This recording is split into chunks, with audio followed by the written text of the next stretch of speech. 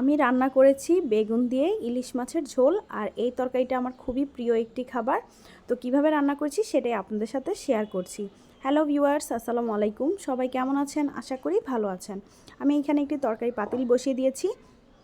3-4 table চামচ soybean তেল দিয়ে দিয়েছি, আর মাছ ভাজার একটু তেল ছিল সেটাও দিয়ে দিলাম।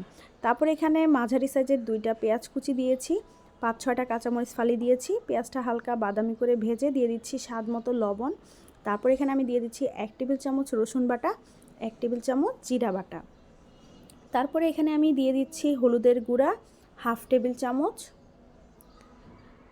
মরিচের গুঁড়া দিয়ে দিচ্ছি 1/2 টেবিল চামচ। আপনারা যে যেরকম ঝাল খেতে পছন্দ করেন বাড়িয়ে কমিয়ে দিবেন। ধনিয়ার গুঁড়া দিয়ে দিচ্ছি 1/2 টেবিল চামচ। এখন এটা আমি একটু ভালো করে নেড়ে নেব। তারপরে এই তো মশলাটা আমি একটু ভালো করে কষানোর জন্য অল্প পরিমাণে পানি দিয়ে দিচ্ছি। আপনারা আপনাদের পরিমাণ অনুযায়ী মশলা বাড়িয়ে কমিয়ে দিবেন। তারপর আমি ঢাকনা দিয়ে দিলাম প্রায় 5 মিনিটের জন্য। 5 মিনিট পর দেখুন মশলাটা খুব সুন্দর করে কষানো হয়ে গেছে। এখন আমি আগে থেকেই আলু আর বেগুন কেটে রেখেছিলাম, ধুয়ে নিয়েছি। তারপর এখন আমি এটা দিয়ে দিলাম। আমি একটু লম্বা লম্বা করে কেটে নিয়েছি বেগুন আর আলু। এখন এটা আমি ভালো করে নেড়ে নেব। এই তো ভালো করে নেড়ে নিয়েছি। এখন আমি ঢাকনা দিয়ে ঢেকে দিব প্রায় 15 মিনিটের জন্য। প্রায় 15 মিনিট পর দেখুন তরকারিটা কষানো হয়ে গেছে।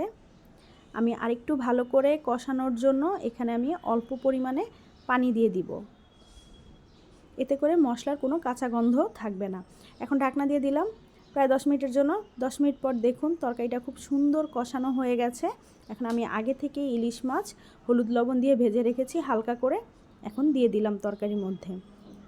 এখন আমি ঝোলের জন্য পানি দিয়ে দিচ্ছি বেশ খানিকটা, আপনারা আপনাদের পরিমাণ অনুযায়ী দিয়ে দিবেন। এখন আমি একটু হালকা করে নেড়ে নিচ্ছি।